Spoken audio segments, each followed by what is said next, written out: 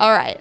Let's talk a couple of spoilers right now. I'm going to start off with your seagull. First off, does the seagull have a name? In the script, the seagull is called One Eye, but the seagull is played by three seagulls: Lady, Tramp, and Johnny. There's something like delightfully disturbing about all of this when I remember what happens to the poor seagull. Can you talk a little bit about weaving the seagull into the script and what it means for Rob's character? Well, I didn't want another.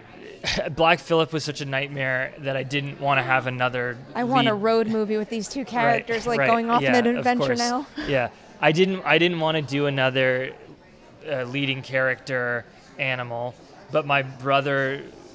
I did want the chaos to really begin and the winds to change with Rob's character killing a seabird.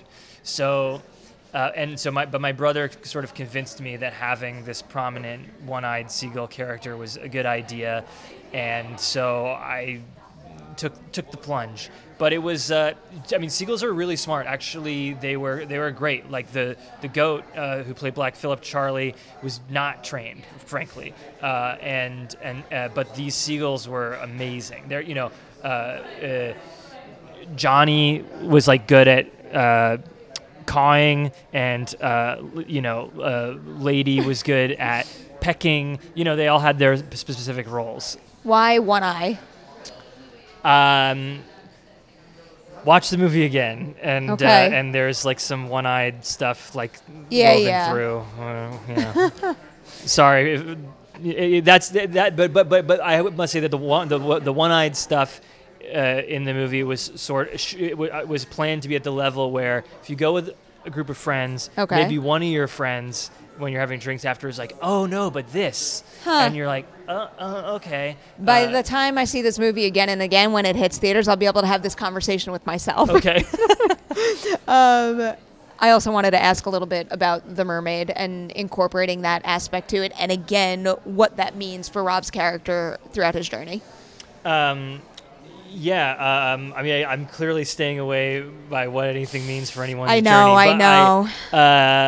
Sorry to be that guy. But do you have the answer in your head? Like, do you have? Of course, yeah. You have something that you fully intend, despite what everybody out there interprets, and everybody's interpretation is very valuable. That's one of the things that excites me about the movie. Yeah, absolutely. But no, I certainly she has a clear purpose. Yes.